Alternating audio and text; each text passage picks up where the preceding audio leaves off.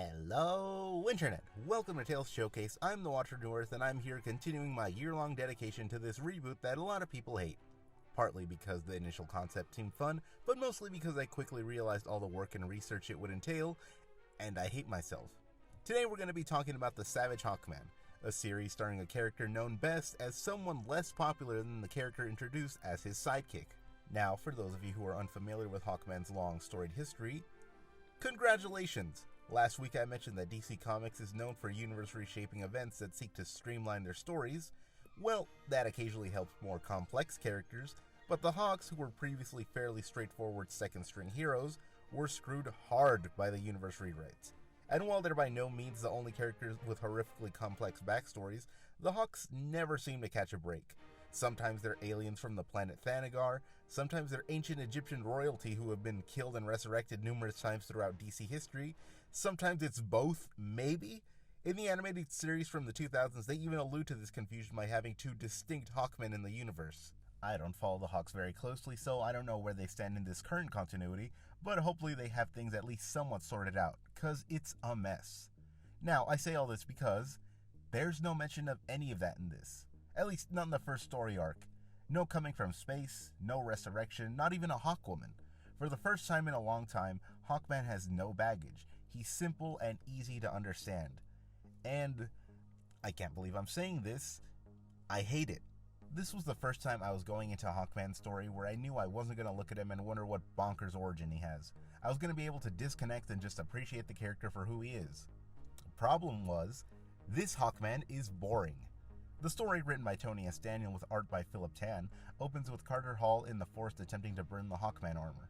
As he's walking away, the fire springs to life and engulfs him.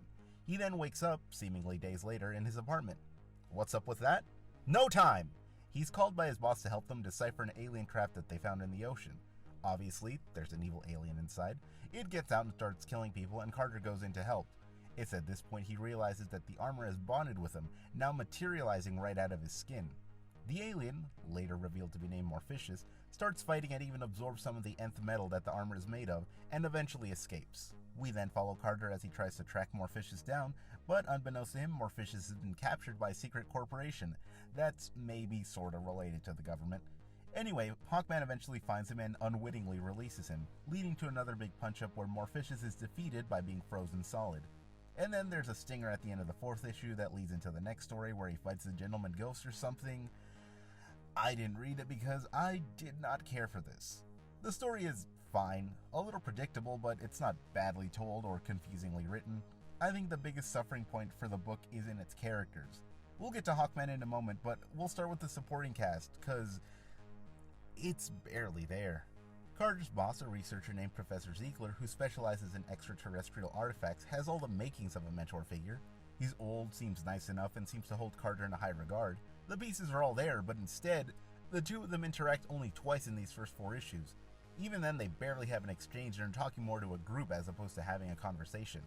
There's also Carter's co-worker Terrence, who when he's first introduced is hinted at being a close friend, but later in the story it's revealed that Terrence was the one to let Morpheus out and is actually a part of his weird plague horde thing. You'd think that this would be a big emotional turning point, but instead it's almost completely ignored and rushed over to get to the next action bit. The only character that Carter seems to have a real dialogue with is Ziegler's daughter Emma.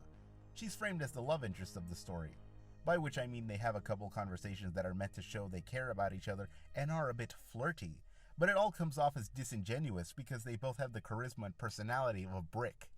The villains are also pretty lacking. There's the head of the evil corporation who wants Morpheus for vague, evil reasons. He has an assistant who's also a weird lizard person. She helps Hawkman in the final battle, which is cool, I guess. Morpheus is just nothing. He has the appearance and demeanor of someone super formidable, but there's no substance to him. The fact that he spends most of the story locked up by the other villains and not really doing anything doesn't help his case. He's also needlessly complicated in his power set. He absorbs people and gets their strength, and when he absorbs the nth metal, he starts out by saying that it hurts him, but then immediately after it's beneficial to him. But then he's still weak enough to be caught. He just never feels like an actual threat when he really should. But now let's talk about Hawkman himself. My experience of the Hawks prior to this is mainly as side characters in a team book or in an event, and I came to realize that I don't like Hawkman very much. He's really hot-headed, kind of a jerk. He just never did anything for me. The thing is, despite my dislike for him as a fictional person, I always thought Hawkman added a fun wrinkle to whatever lineup he was in. A good contrast to the more straight-laced heroes he was paired with. This guy, though? Get out of here. Through 4 issues focused squarely on him, I'm still no closer to figuring out what this guy is about. I know he's heroic, but you throw a brick in any direction in this world and you'll find someone just as heroic. He doesn't stand out in any way, he's just a bland guy.